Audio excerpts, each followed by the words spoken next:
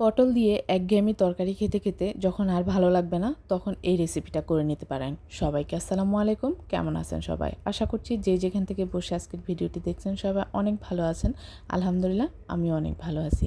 আজকে আমি আপনাদের সাথে শেয়ার করব পটল দিয়ে খুবই মজাদার একটা ভাজি রেসিপি। তার জন্য আমি এখানে বড় সাইজের 6টা পটল নিয়েছি। আপনারা চাইলে কম বেশি করে নিতে পারেন। পটলগুলোকে আমি খুব ভালোভাবে ধুয়ে নিব। আমার পটল ধোয়া হয়ে গিয়েছে, এখন আমি এগুলোকে খোসা ছাড়িয়ে নেব। দুই মাথা কেটে আমি একটা পিলারের সাহায্যে সম্পূর্ণ খোসা ছাড়াবো না, কিছু অংশ খোসা রেখে আমি চারপাশ থেকে খোসাগুলোকে এভাবে ছাড়িয়ে নিব। আর আপনারা চাইলে এই খোসা ছাড়ানোর কাজটা বটি দিয়ে করতে পারেন, তাহলে আরও সহজ হয়ে যাবে। আমি আপনাদেরকে দেখানোর সুবিধার্থে পিলার দিয়ে করেছি। আমার পটলগুলো খোসা ছাড়ানো হয়ে গিয়েছে, এখন আমি নিয়ে নিলাম শিলপাটা। পটলগুলোকে ভালোভাবে আমি থেতো করে নিব। তো ভিউয়ার্স, আজকের আমার এই ভিডিওটি যদি আপনাদের ভালো লাগে, আপনারা কে কোথা থেকে আমার ভিডিওটি দেখছেন অবশ্যই কমেন্টস করে জানাতে ভুলবেন না। এর ভিডিওতে কমেন্টস করেছেন এমডি আতিকুর রহমান ভাইয়া, গঙ্গাছড়া রংপুর থেকে দেখছি। ইউসরা ইব্বাহাত আপু লিখেছেন অনেক ভালো লাগলো আপনার নাস্তার আইটেমটি, শিখে নিলাম। তামান্না সরকার আপু লিখেছেন অসাধারণ সুন্দর নাস্তা বানিয়েছেন। থ্যাংক ইউ সো মাচ আপনাদেরকে এত সুন্দর কমেন্টস করে আমাকে আরও এক ধাপ এগিয়ে দেওয়ার জন্য। আমার পটলগুলো থেতো করে নেওয়া হয়ে গিয়েছে। পটলগুলো তুলে এক সাইডে রেখে আমি একটা রসুন থেতো করে নিব। রসুনটাকে এমনভাবে থেতো করতে হবে যাতে করে একবারে বেশি মিহি না হয়ে যায়। রসুনের খোসাগুলো ফেলে দিয়ে আমি রসুনগুলো বাছাই করে নিচ্ছি। বাছাই করা হয়ে গেলে আমি রসুনগুলোকে একটু হালকা করে থেতো করে নিচ্ছি। রসুন থেতো করা হয়ে গিয়েছে, এখন আমি এগুলোকে তুলে একটা সাইডে রেখে দিচ্ছি। এখন আমি সবগুলো উপাদান একসাথে করে আপনাদেরকে দেখিয়ে দিচ্ছি।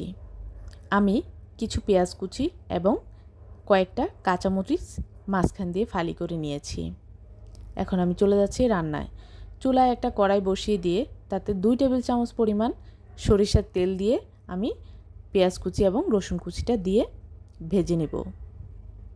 এখন আমি এতে অ্যাড করে দিচ্ছি স্বাদ মতো লবণ, হাফ চামচ পরিমাণ হলুদ গুঁড়া, হাফ চামচ পরিমাণ ধনিয়া গুঁড়া।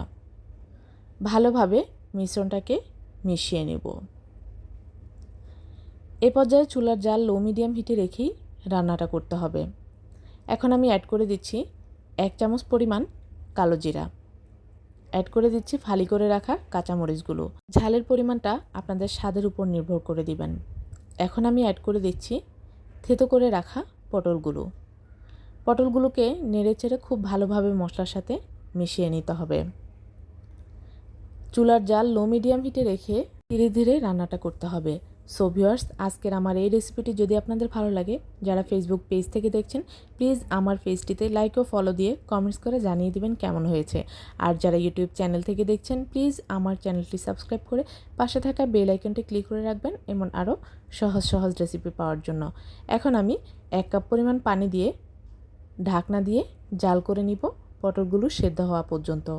এখন আমি ঢাকনা তুলে চেক করে নিচ্ছি পটলগুলো সিদ্ধ হয়েছে কিনা। পটল সিদ্ধ হয়ে গেলে আমি ঢাকনাটা সরিয়ে রেখেই বাকি রান্নাটুকু সেরে ফেলবো। তখন পর্যন্ত হালকা তেল ভেসে না উঠছে ততক্ষণ পর্যন্ত আমি ভাজিটাকে ভেজে নিব। সো ভিউয়ার্স, আজকের এই রেসিপিটি যদি আপনাদের ভালো লাগে প্লিজ একবার হলেও বাসায় ট্রাই করার অনুরোধ রইল। আজ এই পর্যন্তই। সবাই ভালো থাকবেন, সুস্থ থাকবেন। আল্লাহ হাফেজ।